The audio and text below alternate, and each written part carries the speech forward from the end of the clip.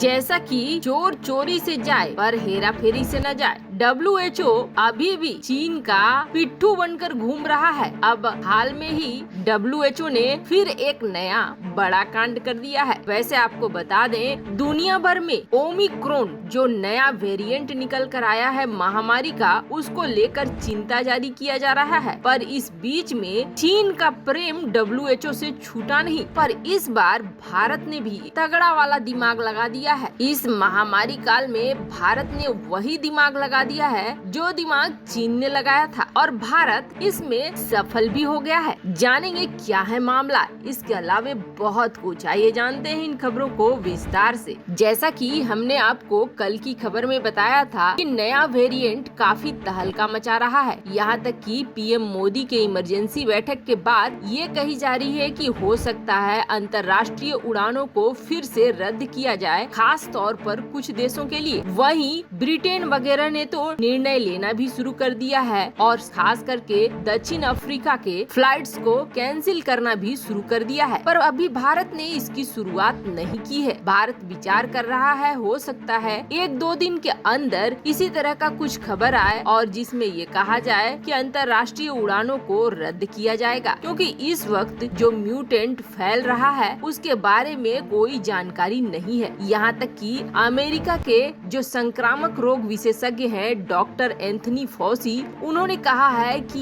यह पानी की तरह तेज गति से फैल सकता है। अब ये वेरिएंट शरीर में मौजूद एंटीबॉडी पर क्या असर डालता है, इसको जानने के लिए अभी भी काम चल रहा है। अमेरिकी मीडिया से बातचीत करते हुए अमेरिकी राष्ट्रपति के मुख्य स्वास्थ्य सलाहकार हैं डॉक्टर फॉसी, उन्होंने कहा है कि ये शरीर के इम्यून सिस्टम पर सेंध लगा रहा है और बहुत तेजी से फैल रहा है, इसलिए इसके बारे में जानने में वक्त लग रहा है। वैसे प्रयोगशाला में जांच चल रही है, पर दक्षिण अफ्रीका की स्थिति कुछ अच्छी नहीं है जहां ये फैल रहा है। कहा जा रहा है कि ये 50 गुना ज्यादा म्यूटेंट हो चुका है, जिसकी वजह से इसकी रूपरेखा और घातकता बहुत ही ज्यादा बढ़ गई है। वैसे कुछ देश ये भी कह रहे हैं कि वो 100 से 60 दिन के अंदर इसकी तोड़ निकाल लेंगे और बूस्टर डोज के रूप में वैक्सीन के साथ लाएंगे। लेकिन इस वक्त क्या है स्थिति, ये बिल्कुल भी कहना मुश्किल है। पर इन सब के बीच में एक बड़ा खेल हो गया, और ये खेल WHO ने कहा, WHO ने किया। दरअसल जो ये वेरिएंट है, इस वेरिएंट का नाम है B11529, लेकिन WHO इसे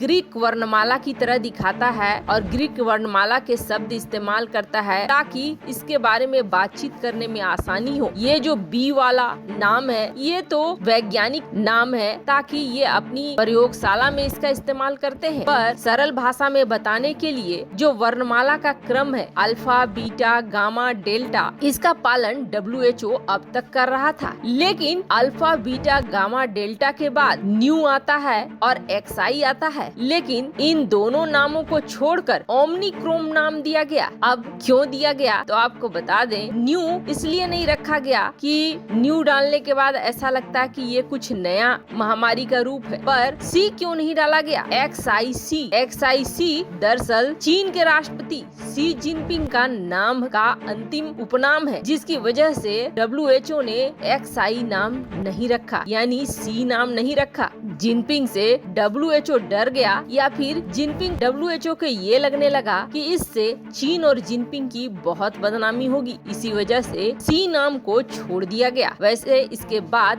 बहुत आलोचना होने लगी WHO की, और कहा जाने लगा कि WHO चीन के दबाव में काम कर रहा है। आखिर चीन के डर से इस तरह का 13वां और 14वां जो अक्षर है न्यू और जाई को छोड़कर ओमनिक्रोम क्यों डाला। तब WHO के प्रवक्ता ने सफाई दी और कहा कि न्यू के बजाय ओमनिक्रोन इसलिए चुना गया क्योंकि अगर हम न्यू कहते तो लोग इसे नया समझते। वहीं XI यानी जाई ग्रीक भाषा में, वहीं चीनी भाषा में सी, इसको इसलिए छोड़ दिया क्योंकि ये आम उपनाम है। हालांकि WHO ने ये स्वीकार किया कि ये जिनपिंग का उपनाम है, जिसकी वजह से यह नाम नहीं दिया गया। पर चीन का प्रभाव देखिए, WHO के ऊपर नाम देने में भी डर रहा है WHO। तो वहीं दूसरी तरफ दक्षिण अफ्रीका में ये बहुत तेजी से फैल रहा है। इतनी तेजी से फैल रहा है कि हालात बहुत बुरे हो रहे हैं। अब इन बुरे हालातों के बीच चीन फिर अपनी चालाकी के लिए आगे आ रहा था। चीन फिर से दक्षिण अफ्रीका के लोगों को ये कह रहा था कि आप कर्जा लो और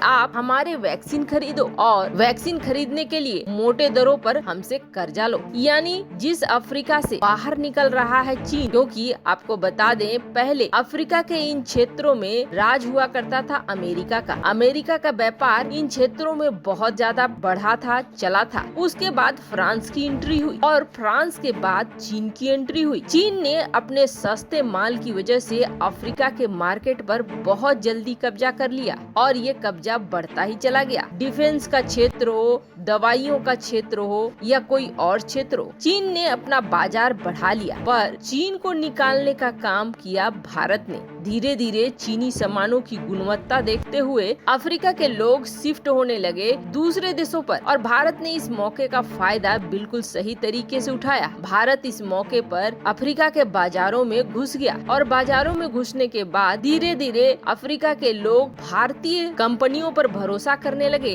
और चीन से भरोसा उठने लगा। ये तब की बात है जब महामारी शुरू नहीं हुई थी। पर अब भारत के सामने चैलेंज आ गया कि इस वक्त जिस तरीके से ओमिक्रॉन फैल रहा है, भारत इसमें क्या करता। अगर अफ्रीका कर्ज लेता चीन से तो और भी ज्यादा फंसता चला जाता। ऐसे में भारत ने बहुत अच्छा तोड़ निकाला और भारत ने अफ्रीका के देशों को ये ऑफर दे दिया कि $250 मिलियन के क्रेडिट अफ्रीका ले सकता है भारत से। पर यहाँ भारत ने शर्त लगा दी। अब ऐसा नहीं है कि भारत से पैसे लिए और खर्च किए चीन के ऊपर, क्योंकि इस वक्त अफ्रीका को खरीदने हैं वैक्सीन। अब ऐसा न हो कि भारत से पैसे लेकर चीनी वैक्सीन खरीद ले। इसके लिए भी भारत ने प्रावधान किया। भारत ने ये कहा कि ये जो 250 मिलियन लाइन ऑफ क्रेडिट मिल रहा है, इससे आप भारतीय वैक्सीन ही खरीदेंगे। वैसे आपको बता दें, लाइन ऑफ क्रेडिट और कर्ज में अंतर है। लाइन ऑफ क्रेडिट में है सस्ते दरों पर धीरे धीरे आराम से कर्ज लौटाना, जबकि चीन जो कर्ज देता है वो बहुत ही हाई रेट पर रहता है और उसके साथ बहुत सारे नियम कानून लगे होते हैं। अब यहाँ अफ्रीका में भारत ने ये ऑफर देकर बाजी बिल्कुल पलट दी है। चीन जो इस मौके में वापस अफ्रीका में घुसना चाहता था, वो चीजें अब बेकार होगी। वैसे आपको क्या लगता है, भारत ने जो अफ्रीका को ये ऑफर दिया है क्या सही किया है? कमेंट कर अपनी राय जरूर बताएं। जल्द मिलते हैं अगले वीडियो में नई खबर के साथ।